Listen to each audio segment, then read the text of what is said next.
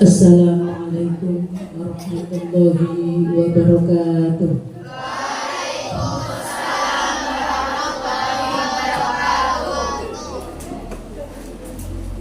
A'udzu billahi minasyaitonir rajim. Bismillahirrahmanirrahim. Alhamdulillahi rabbil alamin. Alladzi anzala ala abdihi wa yas'alunaka 'anil mahid qul huwa adhan. Wassalatu wassalamu ala Sayyidina Muhammadin al-Qail hadza syai'un katabahu Allahu ala banati Adam Sayyidil Anbiya'i wal Mursalin wa ala alihi wa ashabihi ajma'in, amma ba'd.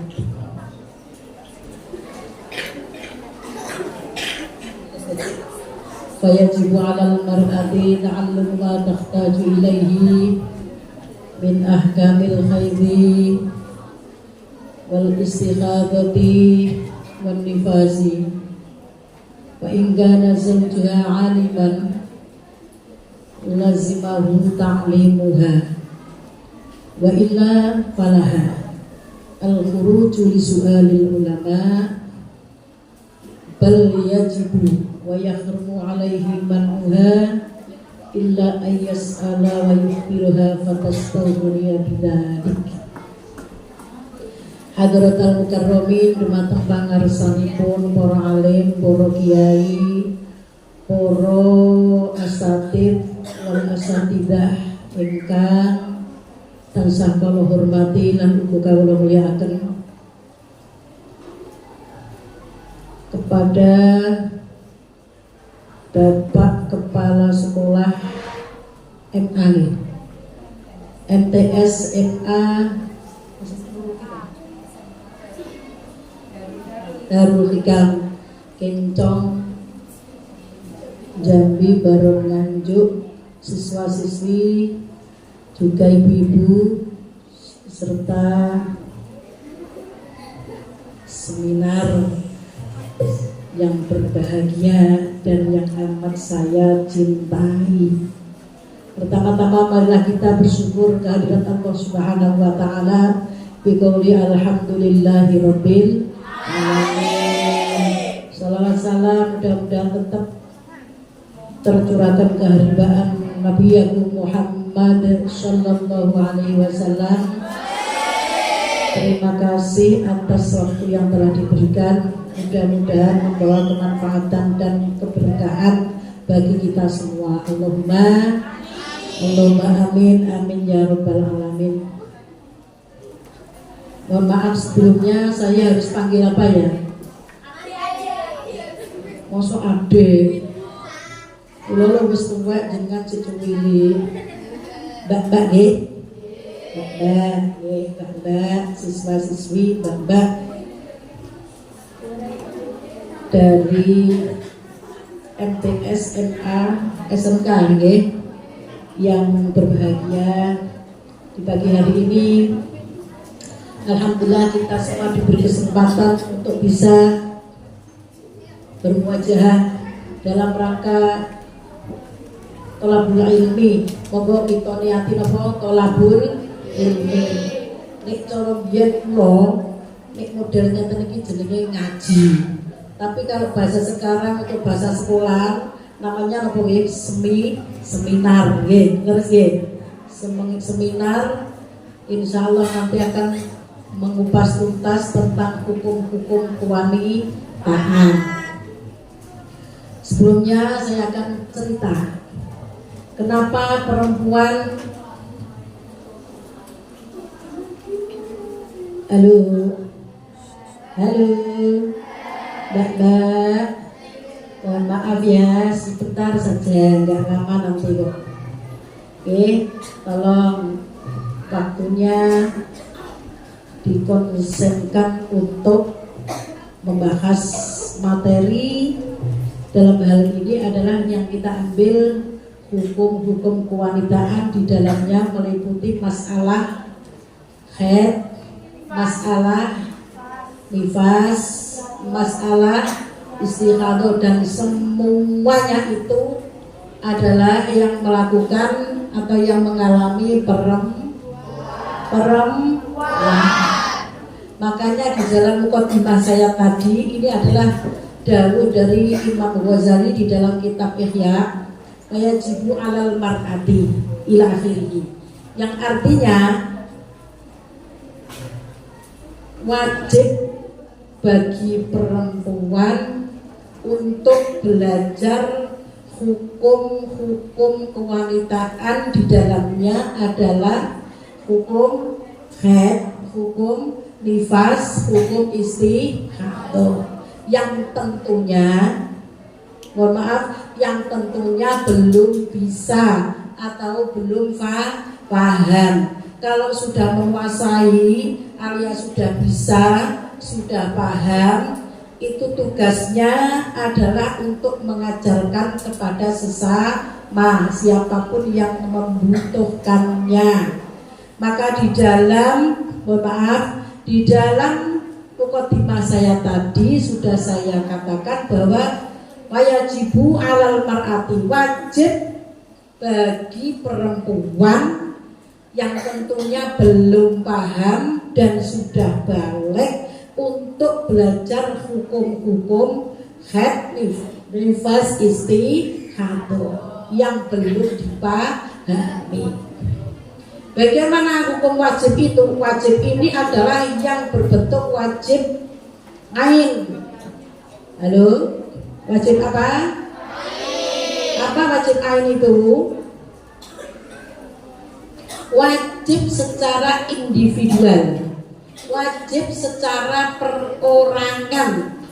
Dalam arti A belum bisa dan sudah belajar, B sama-sama belum bisa tapi tidak mau belajar atau belum belajar, maka untuk B ini adalah tetap ketetapan wajib belajar karena belum bisa dan tidak bisa gugur karena A sudah belajar.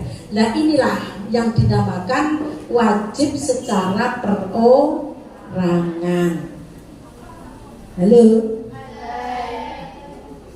Jadi wajib sesuatu yang harus dilakukan oleh semua orang mukallaf, maka apabila ada salah satu yang melakukan maka yang lain tidak gugur. Tetap ketetapan wajib untuk belajar. Itulah hukum dari fardu ain atau wajib secara individual atau secara perorangan. Sebelumnya saya mau tanya, Bapak sudah haid? Yang belum ngacung? Ada yang belum? Coba sekali lagi ngacung yang belum. Yang belum. Satu tok. 1, 2, 3. Umur berapa? Mohon maaf, umur berapa Mbak? Mbaknya umur? Oh bagus. Yang itu sebelah sana? Umur? Kelas 1 sanawiyah berarti umurnya 13. Belum ya? Belum. Untuk yang sebelah sana berapa? 14. 12. 12.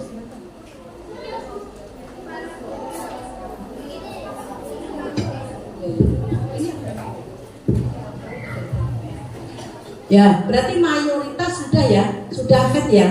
Haid itu adalah sama seperti mungkin mayoritas orang mengatakan dengan bahasa yang lebih viral adalah menstruasi atau menstruasi.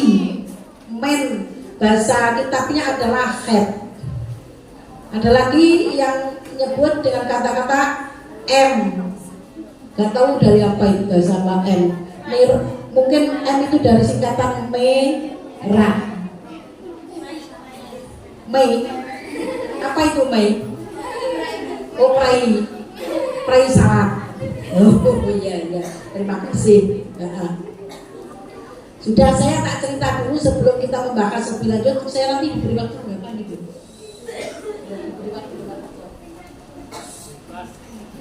Oh bebas. Oh iya, bebas waktunya. Mau berapa jam ya Pak ya?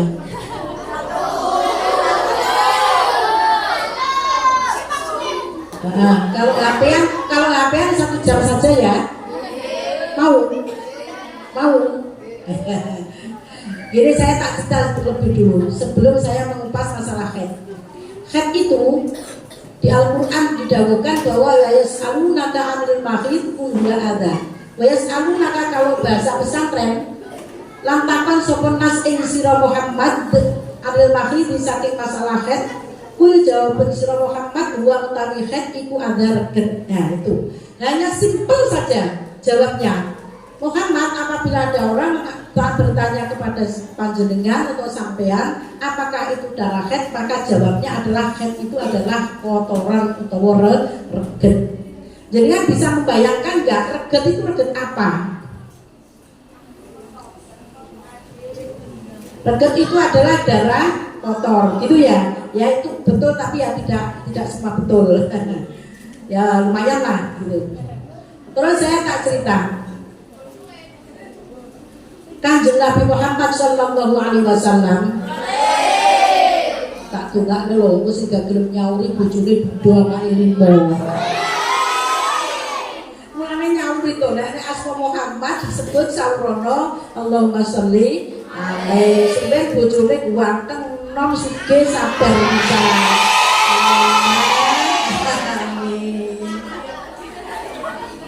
Saya ulang lo ya. Dulu Nabi kita, Nabi yang alhamdulillah ketepatan bulan ini adalah bulan kelahirannya, yaitu bulan Maulud. Ini punya istri lebih dari 1. Tapi mohon maaf, alias Kanjeng Nabi dulu itu berpoligami. Kalau perempuan ada kata-kata poligami, mungkin langsung demam, anti. Padahal ya nggak boleh begitu. Kanjeng Nabi dulu itu nun sewu, istrinya lebih dari 1, bisa 4, ada yang mengatakan wakil 9, ada lagi yang mengatakan 12 tuh. Terus kemudian, tapi di dalam Kanjeng Nabi berpoligami itu tidak karena hawa nafsu, bukan seksual. Bukan yang namanya hidung belang atau mata keranjang, tidak. Tapi Kanjeng Nabi beristri lebih dari 1 itu karena punya beberapa tujuan atau punya beberapa hikmah. Termasuk banyak di dalamnya hikmah, termasuk untuk menolong para janda-janda, karena mayoritas istri Kanjeng Nabi yang 9 itu atau yang 12 itu adalah semuanya janda, dan yang perawan gadis punya 1, yaitu Siti Aisyah. Semua sudah tahu. Nah, Kanjeng Nabi termasuk beristrikan Aisyah itu tidak karena hawa nafsu, tidak karena memuaskan hawa nafsu, tapi untuk menciptakan ummahatul mukminin, untuk menciptakan pendidik-pendidik, pengajar-pengajar perempuan yang dimana nanti apabila ada dari umat Kanjeng Nabi yang perempuan untuk menanyakan hal-hal yang amat penting yang terkait dengan masalah perempuan, termasuk di dalamnya adalah hukum kewanitaan, bisa bebas, bisa lebih jelas, tidak malu. Halo, mohon didengarkan dulu ya. Kanjeng Nabi itu suatu hari terjadi seperti ini. Ada orang perempuan dari sahabat Ansor sowan Kanjeng Nabi untuk menanyakan, kapan Kanjeng Nabi saya itu wajib melakukan mandi haid. Halo, Mbak. Saiki pertanyaan itu saya lempar ke sampean, coba dijawab. Kanjeng Nabi, kapan saya wajib melakukan mandi haid? Jawabnya bagaimana? Coba siapa yang bisa?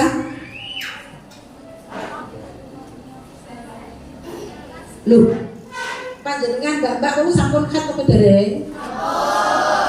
Berarti kan wis bolak-balik adus haid. Lah kok dereng saged? Piye iki? Kapan wajib melakukan mandi haid? Setelah selesai apa? Oh ya. Lah selesainya kapan?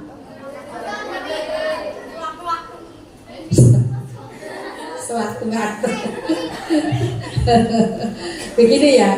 Nah, sahabat dari perempuan dari sahabat Ansor itu bertanya, Kanjeng Nabi, saya kapan wajib melakukan mandi haid? Kanjeng Nabi jawabnya, Kanjeng Nabi itu masa Allah pemalunya luar biasa. Lebih malu dibanding dengan gadis yang bersembunyi di balik tirai. Wah, luar biasa pemalunya. Lebih malu daripada gadis pingitan. Gadis tidak tahu nabi-nabi gitu mbak, jadi gadis pingitan. Lebih malu Kanjeng Nabi daripada itu. Sehingga ditanyai seperti itu malunya luar biasa. Wong itu kan masalah mau wedok kok ditakok ning aku. Kanjeng Nabi jawabnya simpel. Kanjeng Nabi jawabnya piye? Ambil kapuk kapas, bersucilah dengan itu. Sobat sapa sing paham iki? Jawabnya Kanjeng Nabi, bagaimana Kanjeng Nabi? Diulang lagi kalian perempuan tadi tanya lagi. Kanjeng Nabi, kapan saya wajib melakukan mandi haid? Kanjeng Nabi jawabnya sambil tersipu-sipu, jawabnya bagaimana? Ambillah kapuk kapas, bersucilah dengan itu.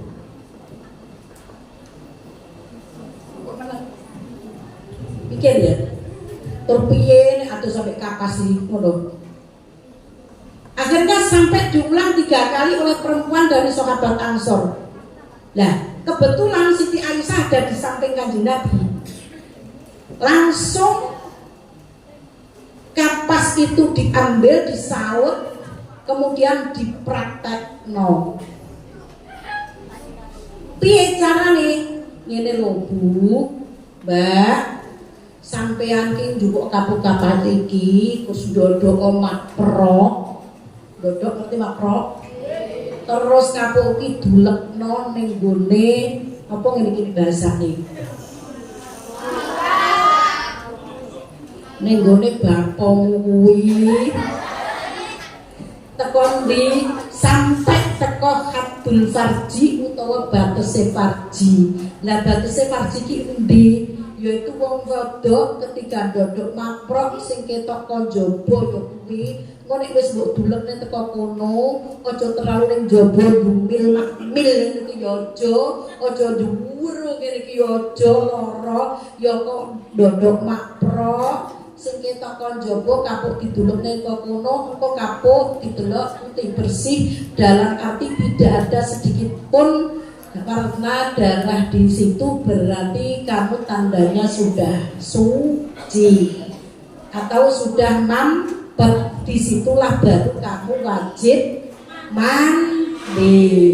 Nah ini loh, ini yang menyampaikan bukan Kanjeng Nabi, tapi ini yang menyampaikan adalah Siti Aisyah, istri Kanjeng Nabi.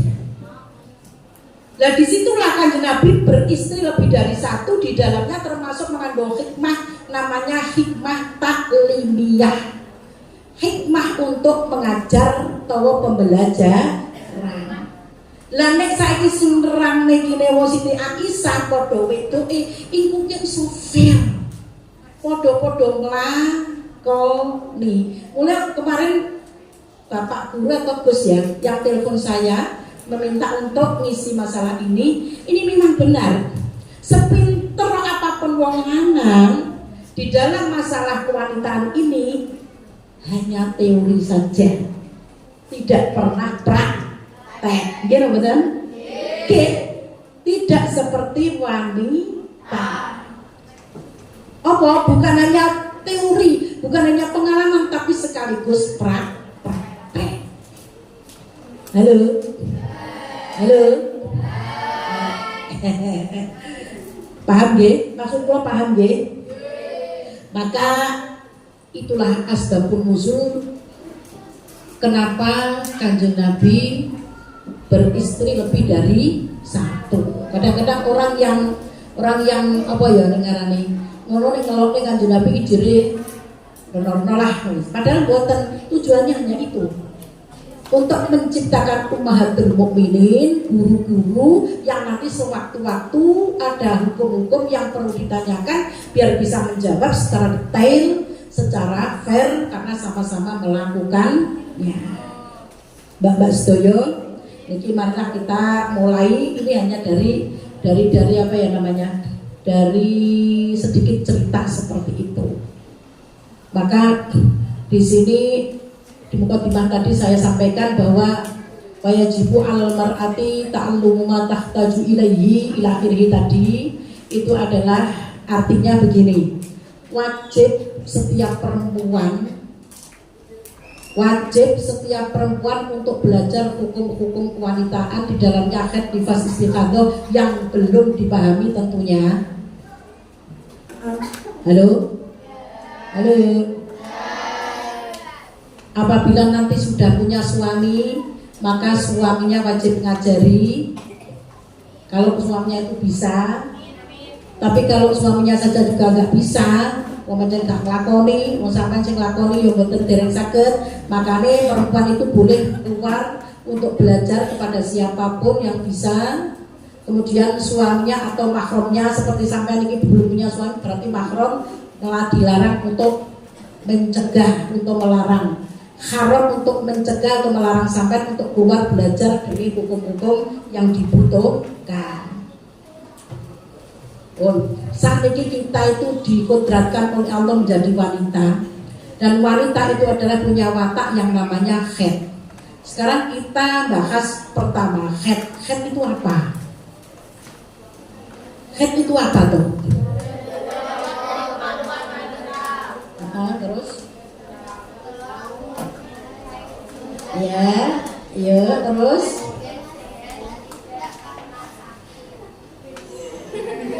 Oh, mocot tuh. Darah haid adalah darah yang keluar dari farjinya wanita setelah umur 9 tahun takriban. Setelah umur 9 tahun takriban. Terus tidak karena sakit dan juga tidak karena melahirkan, bahkan karena watak. Memang wataknya manusia itu perempuan itu adalah haid. Halo? Paham ya? Jadi tadi saya sampaikan belajar hukum-hukum haid yang belum kamu pahami. Ini hukumnya apa tadi? Wajib. Wajib apa? Wajib haid atau wajib secara individu atau perorangan, di mana apabila kamu belum bisa, kamu yang wajib belajar, bukan yang lainnya, dan lainnya tidak bisa gugur. Yang kedua, haid adalah darah yang keluar dari farjinya wanita. Terus di situ bukan setelah melahirkan dan juga bukan setelah sakit, tapi memang karena sehat, karena watak. Sama atau itu dengan itu, walaupun bahasanya tidak sama. Wataknya perempuan memang haid. Lalu watak perempuan adalah haid, dan keluarnya itu setelah umur 9 tahun. Lalu setelah umur 9 tahun takriban. Mohon maaf, setelah umur 9 tahun takriban. Takriban itu apa? Tidak harus tepat 9 tahun, boleh kurang dari 9 tahun, asal kurangnya tidak ada 16 hari. Jadi 16 hari kurang sedikit, itu adalah tepatnya usia minimal haid. Sudah bisa dipaham? Makanya Mbak tadi tak tanya, sudah head? Belum. Umurnya berapa? 14, 15. Lu kok belum head? Ya udah apa-apa. Bahkan ada yang tidak head. Memang wataknya itu head, tapi ada yang tidak head. Mbak, paham ya? Sudah bisa dipahami? Jadi darah head itu adalah darah yang keluar dari farjia perempuan setelah umur 9 tahun takriban. Tidak harus 9 tahun, tapi kurang dari 9 tahun boleh, asal kurangnya tidak ada 16 hari. Itu sudah masuk di dalam umur minimal head. Pun paham apa dereng?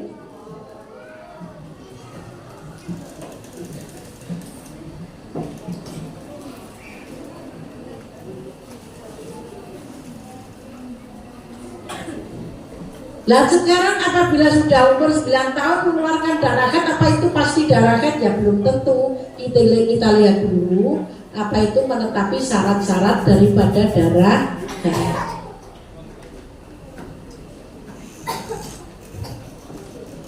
Bisa dipahami? Bisa dipahami? Mungkin ada yang mau tanya masalah ini?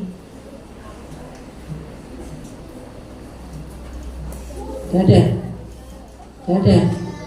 Dari Bu Guru juga bisa? Mungkin ada yang ditanyakan. Insya Allah kalau nanti saya bisa, yang saya jawab. Monggo. Gak ada? Lanjut ya berarti. Lanjut ya. Jadi umur head itu minimal harus ada 9 tahun takriban. Takriban artinya tidak harus tepat 9 tahun, boleh kurang asal kurangnya tidak ada 16 hari. Dan kemudian tahun itu yang dibuat pijakan adalah tahun Hijriyah, bukan tahun Masehi. Tahun Hijriah itu apa tuh Mbak? Mulai dari apa? Ayo, coba kita jawab. Tahun Hijriah itu apa? Ya, sebelah situ, sebelah tengah. Tahun Hijriah itu apa tahun Hijriah? Dimulai dari apa?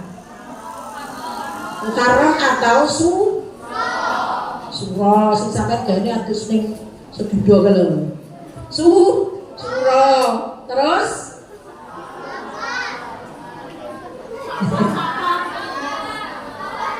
Suro. Terus Sofar, Mulut, Bada Mulut, Madilamal, Jumadil Akhir, Rejab, Ruwah, Poso, Sawal, itu tahun Hijriyah. Lu kok gak apa tuh tahun Hijriyah? Kalau tahun Masehi? Januari, Februari, terus April, Mei, Juni, Juli, Agustus, September, Oktober, November, Desember. Nah, Pak toh, harusnya Hijriah juga harus dihafalkan. Karena apa? Untuk mengetahui umur head, untuk mengetahui balik dan belumnya anak itu adalah dihitung dengan tahun Hijriah. Saya tak tanya, sampai besok calonnya pengen punya anak orang? Ya, orang dibujuk punya anak itu. Ya dulu besok Bu, betul. Pengen punya anak, anaknya pengen punya anak apik palek. Baik, soleh atau solihah? Oh iya, ya soleh ya solihah. Jadi kalau pengen punya anak yang baik, yang soleh atau solihah, itu harus lahir dari seorang ibu yang solihah. Artinya dari seorang ibu yang berpendidikan baik itu ilmu agama maupun ilmu umum. Halo? Mana mungkin anak menjadi baik kalau di bawah asuhan ibu yang tidak baik, karena ibu adalah madrasatul ula bagi anak-anaknya. Maka itu jadilah orang yang terdidik sebelum kamu menjadi pendidik. Halo, betul? Kan itu sekolah mengenai program seminar hukum kewanitaan sampai harus mendukung, luar biasa itu. Saya itu dalam kolomben kalau pendangu niki ngeten niki datang Semagon SMA Merombon. Ingat niki hukum kewanitaan. Mbak.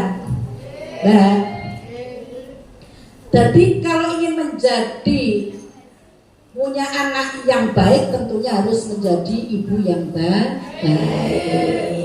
Mudah-mudahan ya, Allahumma amin. Head kembali kepada head.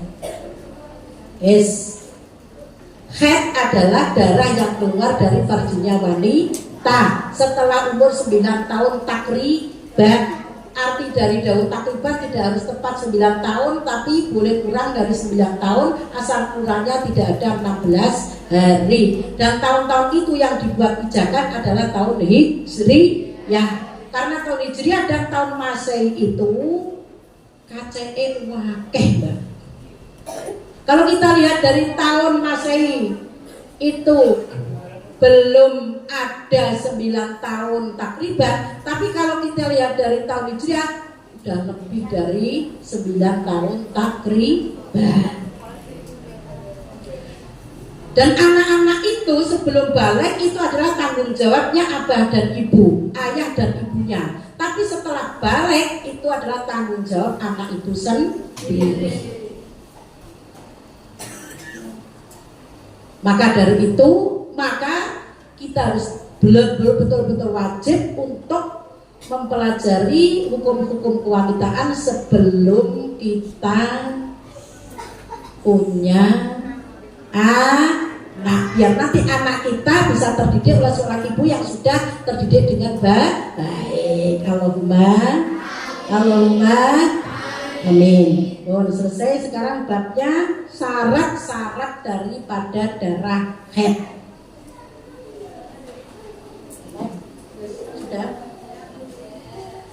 Satu, syarat daripada darah haid itu apabila tidak kurang dari 24 jam. Halo. Dari 24 jam itu bisa terus keluar atau terputus-putus. Tapi yang penting jumlah dari darah yang terputus-putus itu tidak kurang dari 24 jam. Itu sudah memenuhi syarat darah haid yang pertama. Contoh, di dalam titik awal 1 jam atau jam pertama keluar sampai akhir ini full tank keluar darah terus. Ini contoh yang terus di dalam masa 24 jam keluar terus. Ada yang terputus-putus. Ini di dalam masa 15 hari keluar 4 jam. Ya dah itu. Ada, terus kemudian mampet bahasane wong desa, nek bahasa Indonesia terputus, kemudian keluar lagi 4 jam. Keluar lagi ya, itu termasuk terputus-putus, itu tidak masalah asal tidak melebihi masa 15 hari. Di dalam jumlah darah yang terputus-putus selama 15 hari, di jumlah darahnya ada 24 jam, berarti semuanya adalah darah haid. Nah, itu contohnya. Ya, keluar 4 jam. Terus mandek mampet. Terus temeriku sampean sholat yo kenek, sampean boten sholat yo kenek. Tapi konsekuensinya nanti kalau panjenengan boten sholat Kalau darahnya nanti selama 15 hari tidak ada 24 jam berarti wajib qadha. Tapi ketika panjenengan sholat nanti ya tidak wajib qadha. Lah, apabila ada 15 hari terputus-putus selama berapa itu? 4 jam kali 1, 2, 3, 4, 5, 6. 4 kali 6 berapa? 24. Berarti itu adalah darah haid. Selama 15 hari mengeluarkan darah 24 jam itu namanya darah haid. Itu berarti darahnya kena diarani niku termasuk darah ada 24 jam termasuk niku bisa dikatakan aqallul haidi atau paling sedikitnya haid, bisa juga dikatakan paling banyaknya haid. Karena begini, sedikitnya haid itu harus ada 24 jam. Kapra-kaprai orang haid itu ada 6-7 hari. Banyak-banyaknya haid itu adalah 15 hari. Sekarang kalau bentuknya seperti itu kalau kita lihat dari segi waktu, itu adalah 15 hari berarti sampai atau termasuk kategori yang banyak haid, yaitu 15 hari. Kalau kita lihat dari darah yang keluar hanya 24 jam berarti termasuk minimal haid atau aqallul haidi. Mbak, coba itu tolong yang itu yang kepalanya disandarkan. Mbak, sampai saat ini pun haid ping piro, Mbak? Gak iso gitu.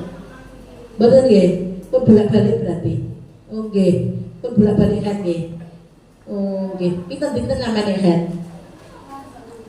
Boten pirang dino?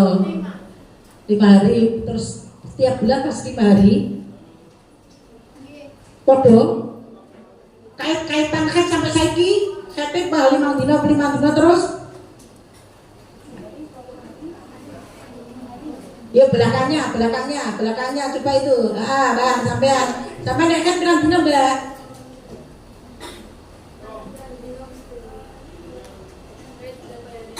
Berapa hari? Oh, gak kelingan. Jadi paling saiki minimal haid itu ada ukurannya, Mbak. Ya, ruk panjenengan pirene nggih?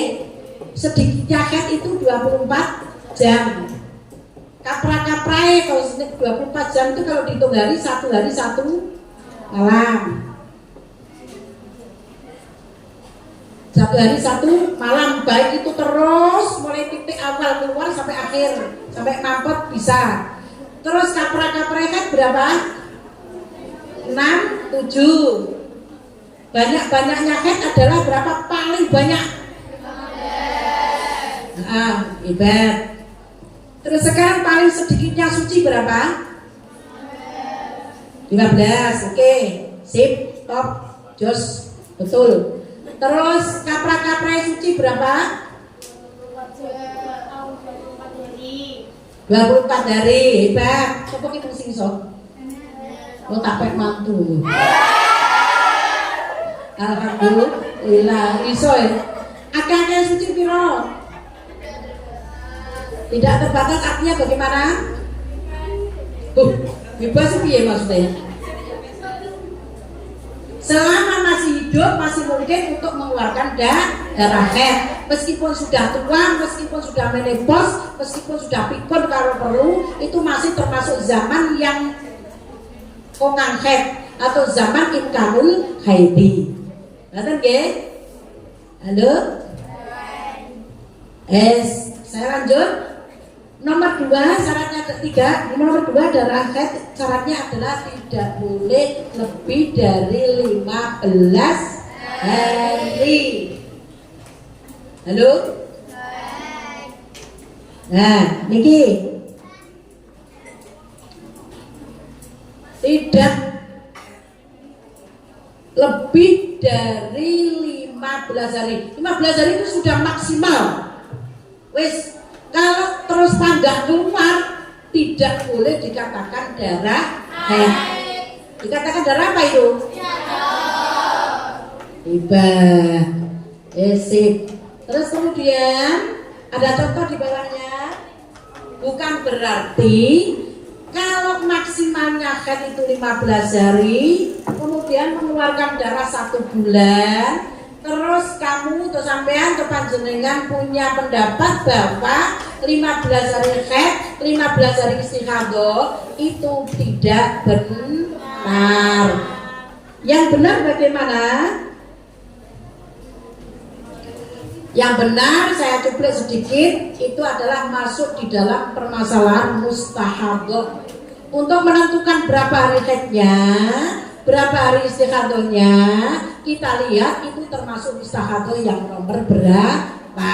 Karena macamnya orang istihadah itu ada 7 itu adalah berbeda-beda hukumnya. Kalau diterangkan ini wis ora cukup, betul nih. Sudah. Untuk yang ketiga, bertempat pada waktunya haid. Bertempat pada waktunya haid. Artinya kalau masih pemula sudah masuk di dalam umur haid. Berapa tadi umur haid? Mosok 9 tahun tok ya buka oleh toh. Bukan takriban ya. Mohon maaf.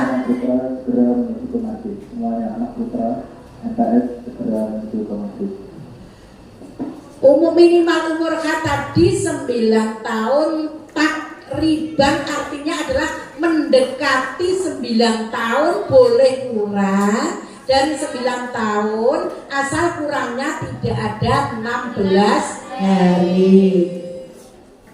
Mbak pun saged dipun pahami napa dereng? Jadi minimal haid itu adalah 24 jam, mayoritas atau kapra-kaprain itu adalah 67, paling akeh maksimal adalah 15. Pun nggih? Jajal jumlah piro? Minimal head bisa minimal kapra-kaprai betul ake-ake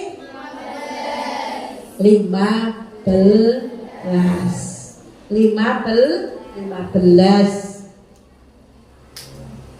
Jadi artinya begini, umur haid minimal 9 tahun takriban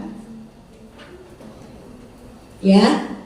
Artinya kalau mengeluarkan darah sudah dianggap darah haid apabila menetapi syaratnya darah haid. Yang pertama, darah haidnya tidak kurang dari 24 jam. Kedua, tidak lebih dari 15 hari. Ketiga, bertempat pada zaman imkanul haidi atau bertempat pada zaman yang boleh haid. Nah, zaman yang boleh haid itu mana? Bagi pemula, pertama kali mengeluarkan darah itu namanya pemula, itu harus sudah masuk di dalam umur haid, yaitu 9 tahun takriban. Yang kedua, kalau sudah berulang-ulang haid atau sampean kabeh ngoten niku, berarti imkanul haidi itu adalah suci sudah mendapat minimal suci, yaitu berapa? Loh, sudah mendapat minimal suci tadi kan sudah bisa 15, minimal suci adalah 15 ya toh. Kapra-kapra suci 23-24 hari. Banyaknya suci atau maksimalnya suci tidak terbatas. Artinya selama masih hidup di atas dunia masih mungkin untuk mengeluarkan darah haid, meskipun sudah lama tidak haid, meskipun sudah menopause, meskipun sudah tua renta, perlu sudah ikut, kok ngetokne darah, netepi syaratnya darah haid telu, gak kurang 24 jam, gak luwih saka 15, manggon ning zaman imkanul haidi, berarti ku tetap dikatakan darah haid. Meskipun babae sampeyan iku lho, wis suwi gak haid kok moro-moro ngetokne darah. Oh, Nduk, iki opo, Nduk? Kok abang-abang koyo kecap. Lho, Mbak, niki ngedare ning pundi? Ya kok kene. Lah mulai kapan? Mulai isuk mangke, Nduk. Sampeyan sekolah ning Kencong, ning SM, ning MA, ning Alia, ya MA Alia, MTS. Gak usah kuwatir, mboten usah kuwatir, Mbak. Mboten usah kuwatir. Lah piye gak kuwatir? Niki head jenenge mungkin enten 24 jam. Ditung mawon mulai kapan mau? Manjang pitu. Nggih, kula hitunge terus. Lah kula suwi gak head, Nduk. Mboten napa-napa, Mbak. Niki termasuk tasih imkanul haidi. Pokok mungkin nek ditung, Pak nek 24 jam berarti Mbak niki panjenengan head. Oh, isu-isu wae wis suwi gak head. Mboten napa-napa tenang. Niki kula bar seminar. Ning ngene sekolahan dianek seminar mboten napa-napa pirose, mboten usah digawa teng dokter. Halo. Mergo iku termasuk imkanul haidi. Meskipun sudah lama, sudah menopause, sudah tua, sudah pikun, tidak masalah. Mengeluarkan darah, asal metu syarat darah ketiga, berarti tetap disebut darah. Alhamdulillah. Coba sekarang ada yang mau tanya, saya buka sesi pertanyaan. Tanya dulu, Mbak. Saya seminar di Smartgot SMA Negeri Meronggot. Itu mbak-mbaknya tuanya wah aneh-aneh gitu. Wah antusias banget, semangat. Ayo tuh tanya, mana sih gak paham?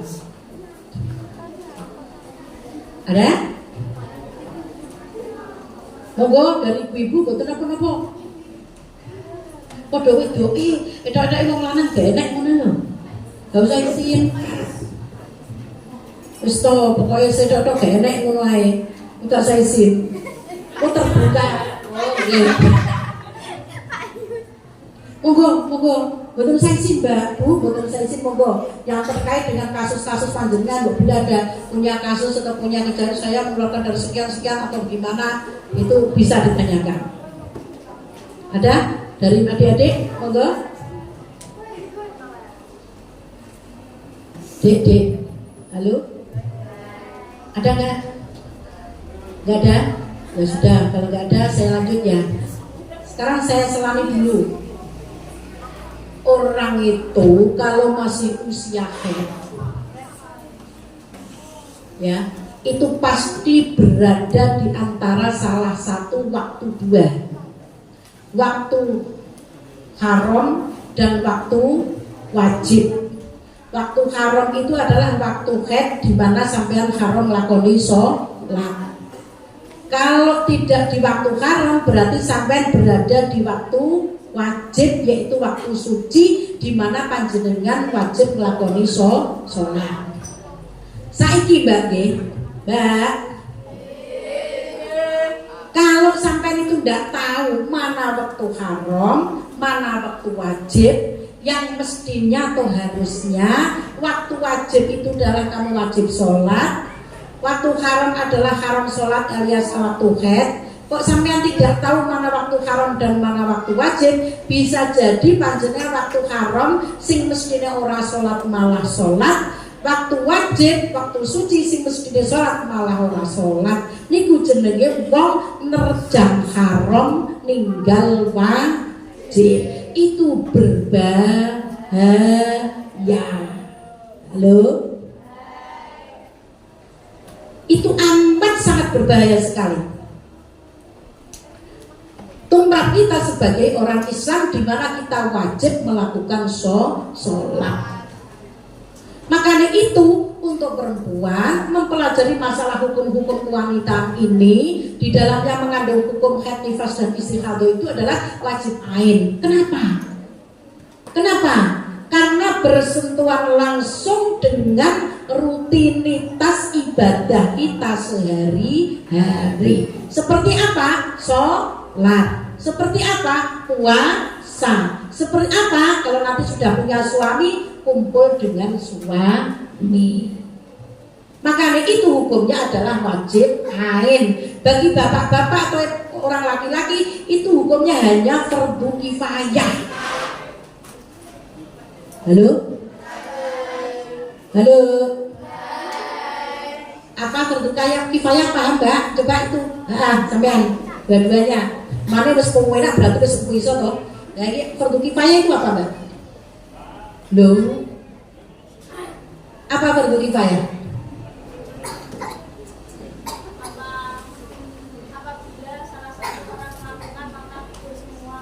Nah, kilo sing kandhane sirai solo. Piye ulangi. Suatu yang wajib dilakukan oleh setiap orang mukallaf, tapi apabila ada salah satu dari sekian banyak orang mukallaf yang melakukan, maka yang lain bisa gugur. Contohnya apa? Nah, belajar hukum-hukum wanita ini bagi bapak-bapak ini hukumnya fardu kifayah kalau belum punya istri. Tapi kalau sudah punya istri, istrinya sudah bisa sendiri, ya tetap fardu kifayah. Tapi ketika sudah punya istri, istrinya tidak tahu masalah ini, nah itu bukan lagi fardu kifayah, tapi malah juga wajib ain bagi laki-lakinya. Karena besok itu nek gak isane bojo wedok, pertama kali sing dituntut itu adalah bojo lanang. Bojo lanang ki piye bojomu gak iso salat, hukum kan juga paham. Lah kok sampean menengae, iki kok bapake. Halo? Makanya nek wis dhe bojo nek wis mulai mobil tu nikah wa tazwija bil mahril madkur, wis dhe bojo barang apa ijab kabul untuk akad nikah itu berarti kewajiban apa ini nggone wong wedok bukan hanya ngingoni tok masalah materi saja, tapi terutama masalah hukum-hukum itu ada di pundak suami. Betul loh, Mbak.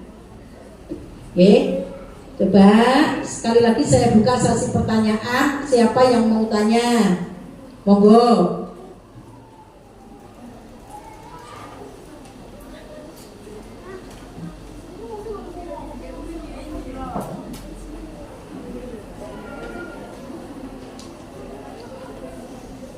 Oh ya, monggo. Silakan. Monggo. Perempuan yang haid telah suci sebelum subuh dan mandi setelah waktu subuh, lalu salat dan berpuasa pada hari itu, apakah dia harus mengganti puasa tersebut? Sebelum subuh, maksudnya bagaimana? Perempuan Yang haid telah suci sebelum subuh ya artinya belum mandi subuh, sudah mandi. dan mandi setelah waktu subuh. Oh, mandinya setelah waktu subuh. Terus Lalu salat dan berpuasa pada hari itu, apakah dia harus mengganti puasa tersebut? Oh, ini ya. Jadi yang membatalkan puasa itu bukan apa? Hadasnya, tapi apa? Darahnya. Jadi ketika panjenengan mampet sebelum subuh, belum sempat mandi haid. Bagaimana niatnya mandi haid, Mbak? Ya, wis betul. Sip mosok wis kat bendino, wis kecilik kat mosok iso. Nawaitul husla li rafil hadasil akbari minal haidi fardhon lillahi ta'ala. Tapi mandinya setelah subuh. Halo? Tapi mandinya setelah subuh. Dan tadi sudah niat puasa ya. Nah, apakah wajib mengqadai sholat itu? Jawabnya adalah tidak.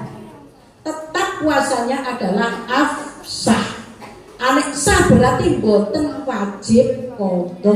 Karena yang membatalkan puasa, yang menjadi sahnya puasa itu bukan hadasnya tapi darahnya. Itu sudah mampet tapi belum sempat mandi, terus kedisian waktu subuh, akhirnya mandinya setelah subuh, tapi dia juga sudah niat melakukan puasa, maka tetap tidak wajib qadha puasa pada hari itu, alias puasanya tetap afsah. Ada yang lain? Ada yang lain? Ya? Ini ngacung hukum ini dok. Dari belakang ada yang lain?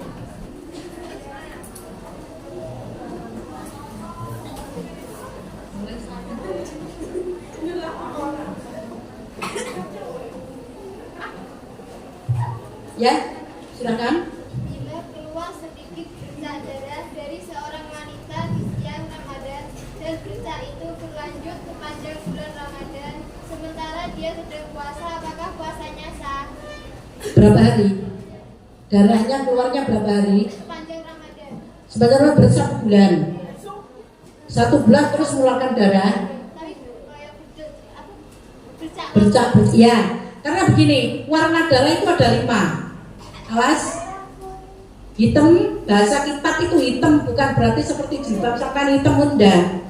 Hitam di situ artinya hitam semu merah. Nek wong Jawa ngarani ku abang ireng utawa abang mateng. Kemudian abang biasa, kemudian kelawu itu adalah di bawah merah di atas kuning, alias bahasa kita lebih ngetren disebut dengan bahasa merah muda. Kemudian kuning, kelawu kuning buta. Apabila ada salah satu dari sekian warna darah ini keluar, seperti pertanyaan Ibu Guru ya ini, Bu Guru, OMA.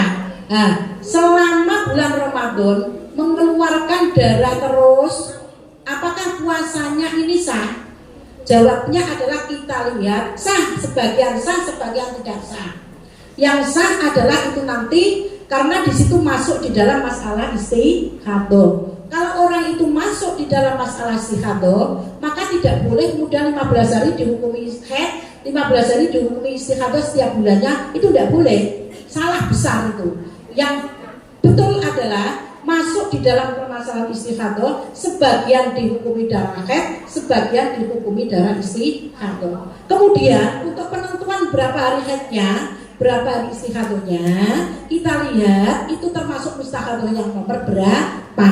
Karena macam mustahadah semuanya ada 7, dan 7 ini adalah berbeda-beda hukumnya. Kalau di waktu haid tentunya tidak sah, kalau nanti di waktu istihadah tentunya juga sah. Tapi untuk menentukan berapa kita lihat itu termasuk mustahadah yang nomor berapa. Nomor 1, 2 sampai nomor 7 itu yang nomor berapa. Dan hukumnya berbeda-beda. Sekian. Untuk yang lain?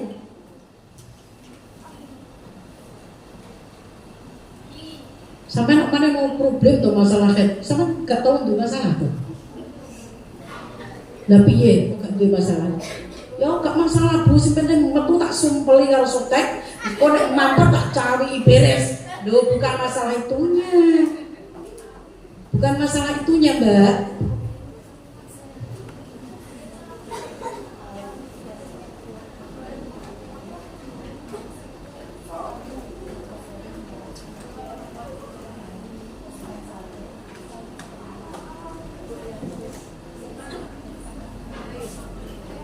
Lima 15 hari men suci.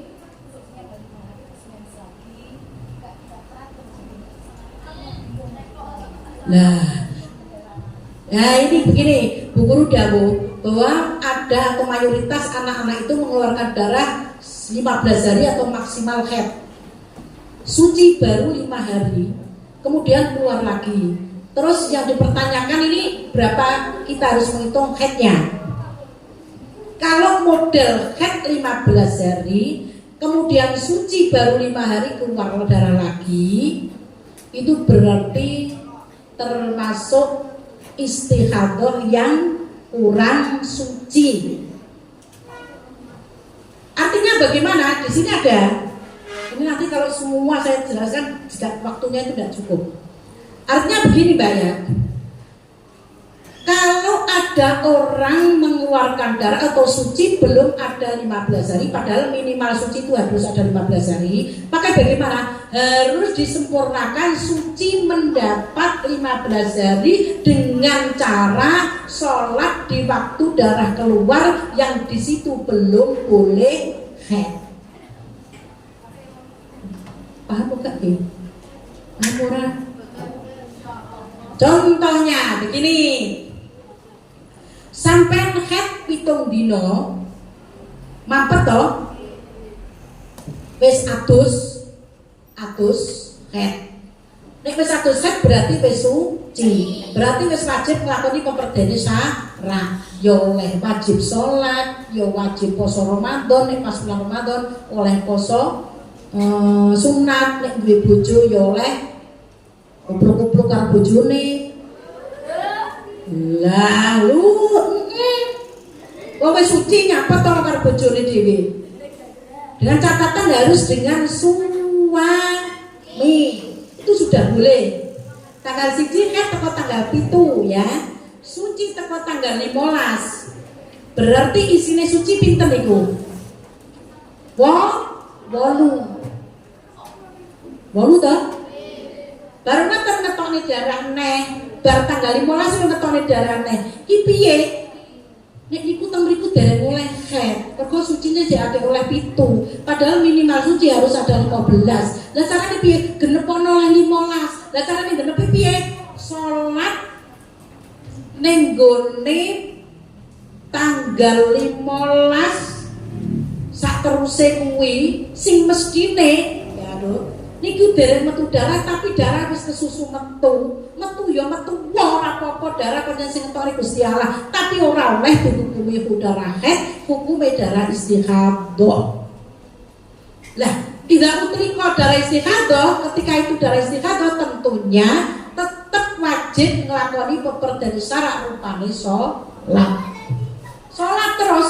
Lah bagaimana sampai kapan? Sampai suci mendapat 15 atau minimalnya suci. Lah mau sholat piro 8 kurang 15 berarti kurang piro? Berapa 15? 7. Berarti yang kuwi mau sholat 7 dina. Ora wis 7 dina stop. Gak oleh sholat wis hukumnya darah seterusnya adalah darah haid. Lah piye dalam keadaan haid ngetoni darah dalam keadaan ngetoni darah sholat nganggo salate wong sing istihadah. Ning kene dereng ngeten. Salat istihadah kuwi arepe wong mustahadah arepe salat sadurunge salat kudu nglakoni perkara 4. Nomor 1 nyuceni farji. Nomor 2 nyumpeli farji. Karo apa nek nyumpeli coba banter-banter. Karo kapuk kapas. Mosok karo kampli. Yo gak lazime to nek ngono mlebu kulite kuwi lho halus biasane disoba kudu sabarane ngono-ngono kuwi ya karo apa yo karo sing halus-halus rupane apa kapas disumpelnya kalau memang itu membutuhkan sumpel artinya apabila tidak disumpel maka tidak bisa menekan keluarnya darah. Nek disumpel berarti menekan keluarnya darah untuk lebih tidak deres keluar. Kemudian disumpel terus kemudian diblebet dengan sebangsa celana dalam. Setelah itu baru wudu terus sholat. Dan itu 4 itu dilakukan harus setelah masuknya waktu sholat. Tidak boleh sebelum masuk waktu sholat. Dan 1 kali wuduan hanya berlaku untuk 1 kali sholat fardu. Boleh beberapa sholat sunnah. Ampun. Ada yang lain?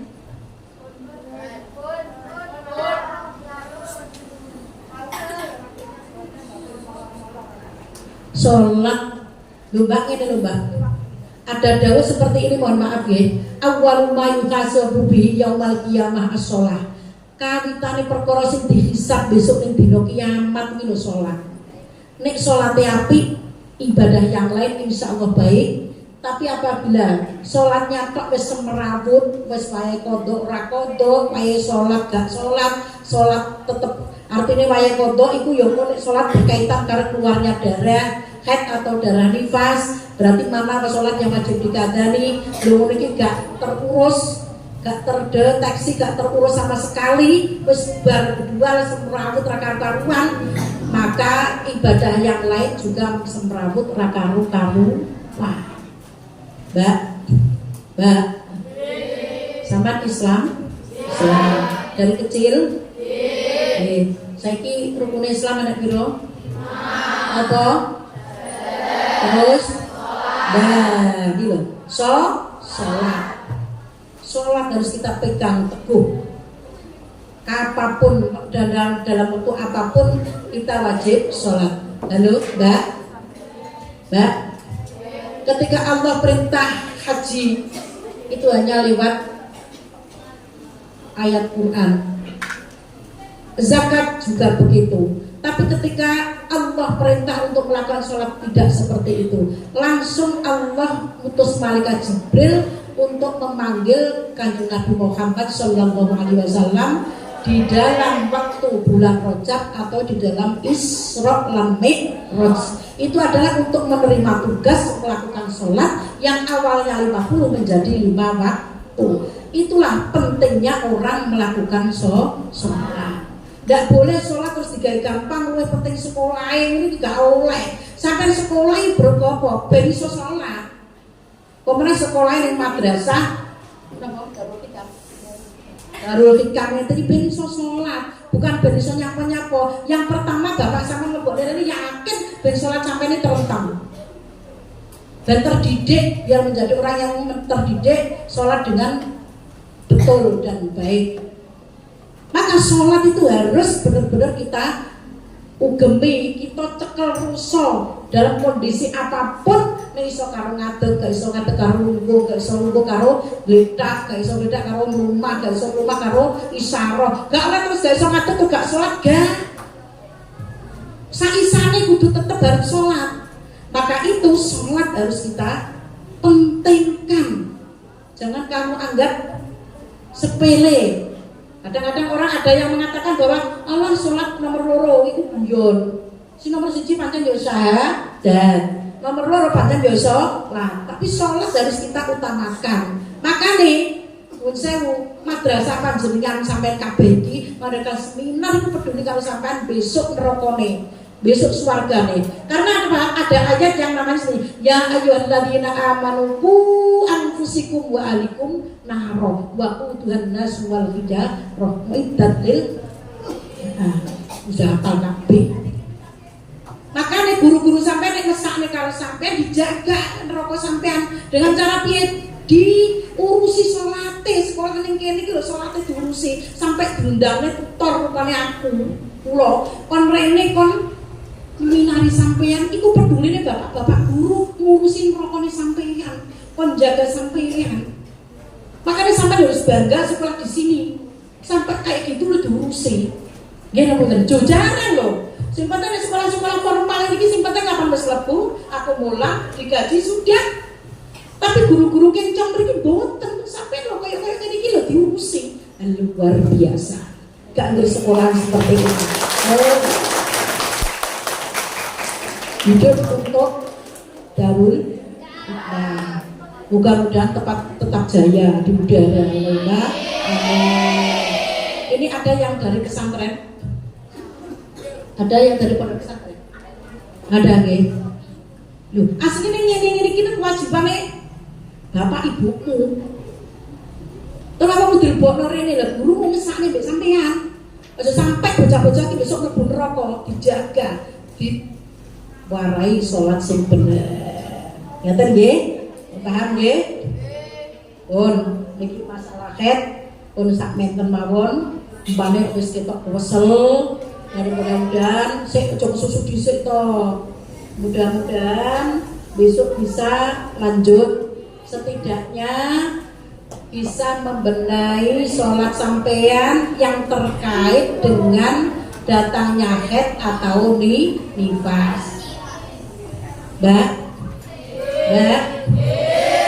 sampai pun bolak-balik haid. Bisa kita takoni. Ini jam piro ya ini? Jam 11 kurang 8 menit. Berarti niki wis manjing dhuwur. Nggih mboten? Manjinge dhuwur yane jam piro dina iki?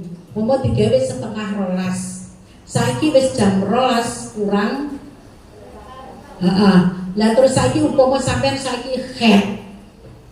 Sampean saiki lo haid, oleh kok ngene iki kok haid.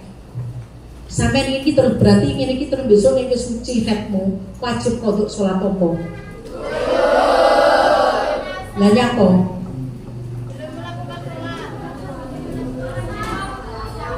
Lah nyapa? Nyapa kok wajib qadha salat dhuwur? Hah? Ya? Karena belum sholat dhuwur. Ngono toh? Dan masuk waktu dhuwur, ngono toh? Wis?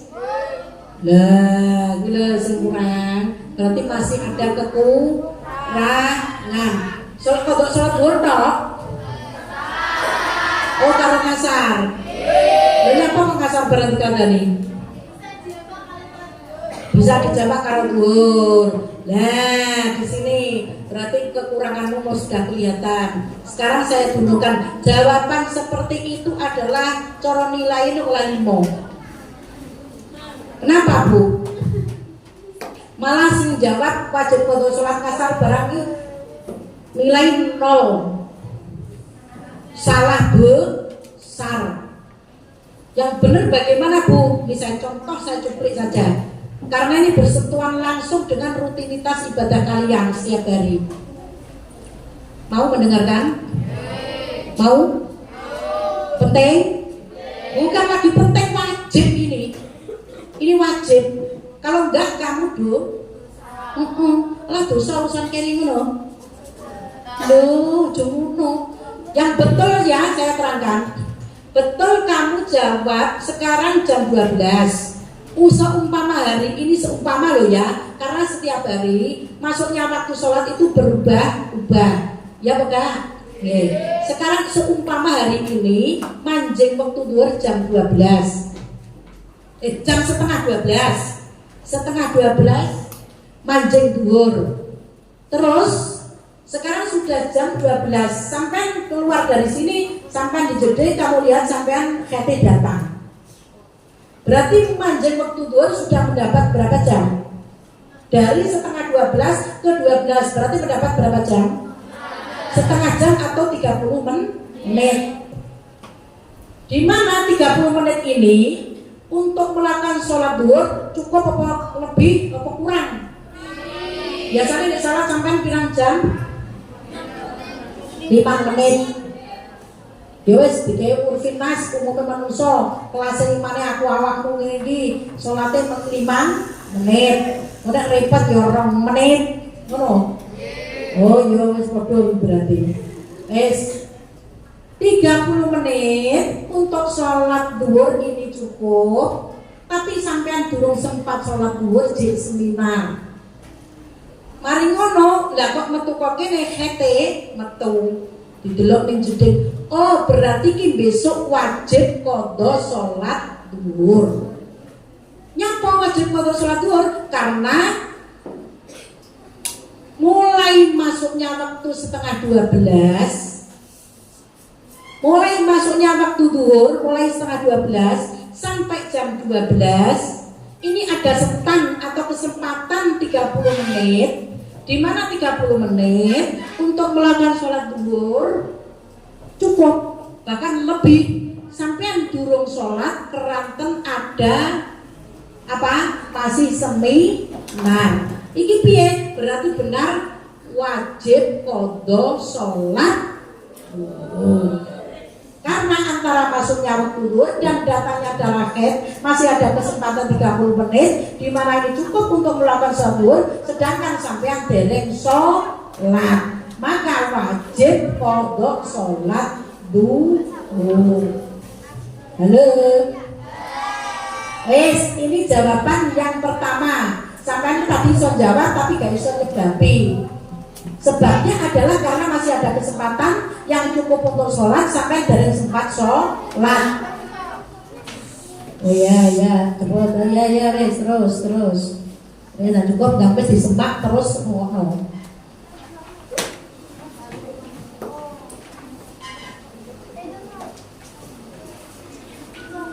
Ini kidi sampai tumbas sama ditaringi. Ini kurang syukur piye sekolah ning kene jajal. Gratis. Padahal ki butuhe sampean. Butuhe sampean. Lho gurune sampean saking sayange, saking upene karo sampean, saking melase sampean aja sampe mlebu neraka, diundangne tutor, diundangne guru diundangne dipotokne kopi kaya ngono digratisi. Kurang syukur piye? Alhamdulillah. Halo. Wis tak jawab tak terus jawab karena mau selesai iki Bang. Tutupne enggak? Terus jawaban sing sampean wajib qadha salat dhuwur kalian ngasar. Mergi ngasar kenging dijamak kali dhuwur. Lah iki lho sing salah besar. Meskipun sampeyan niku menganggap atau pendapat ngasar bisa dijamak dengan dhuwur, betul bisa dijamak dengan dhuwur, tapi ngasar sudah dalam keadaan haid utawa hadas. Mulane meskipun bisa dijamak tetap tidak wajib qadha. Ada kaidahnya, ada undang-undangnya itu. Undang-undangnya bunyinya begini. Apabila waktu sholat sesudah datangnya darah haid dan nifas, itu mutlak tidak wajib diqadhoni. Dan dawa mutlak di dalam kitab itu adalah artinya walaupun bisa dijamak dengan waktu datangnya haid atau nifas, tetap tidak wajib diqadhoni karena sudah dalam keadaan hadas. Haid. Halo? Bagaimana? Nah, inilah pentingnya kalau di dalam kitab masalah ini sebutnya adalah babnya adalah ja'al maneh. Kalau mabet itu adalah zalal maneh. Ja'al maneh itu adalah datangnya perkara yang menyegah sholat, rupanya ya kaya sholat apa? Haid, nifas, junub, imbak saterusé kata. Zalal maneh mampete haid, mampete nifas, parase junub, parase imbak. Itu. Aduh, sing jawab wajib qadha sholat ngasar tadi, Mbak mana? Hebat. MA. Hebat Mbak MA.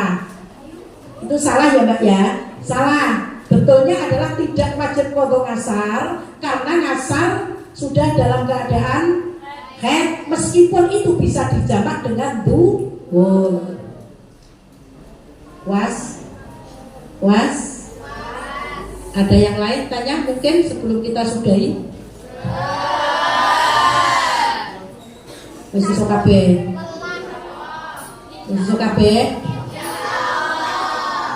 Karena waktu yang sudah tidak memungkinkan, karena sampai aku lo jane mungkin mawon sampean paling kita wis lemes. Wis mulai wis jam 12 tepat. Maka ini saya tinggali yang namanya buku ini. Ya, makalah ini penting sekali. Ini penting sekali sampean pelajari, sampean hayati, sampean pahami. Mana yang belum paham, tanyakan kepada saya juga bisa melalui WA, nomor WA saya, Mbak Bila, atau nomornya Mbak Bila. Ini anak dari dipilih mau Purbalingga, Solo 3, Jawa Tengah, mondok di tempat ibu itu sudah ini alhamdulillah sudah tamat semua.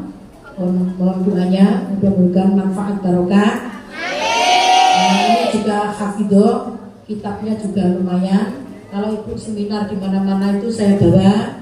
Kalau nanti saya capek biasanya yang terusnya itu, tapi sekarang saya belum capek sampai bisa capek. Ulang-ulangnya juga takon terus nih gitu. Yang saya suruh bikin makalah juga mbaknya itu. Nanti kalau ada apa-apa bisa hubungi Mbak Bila, Nabila Huda dari Wonosobo, Solo 3, Jawa Tengah mereka.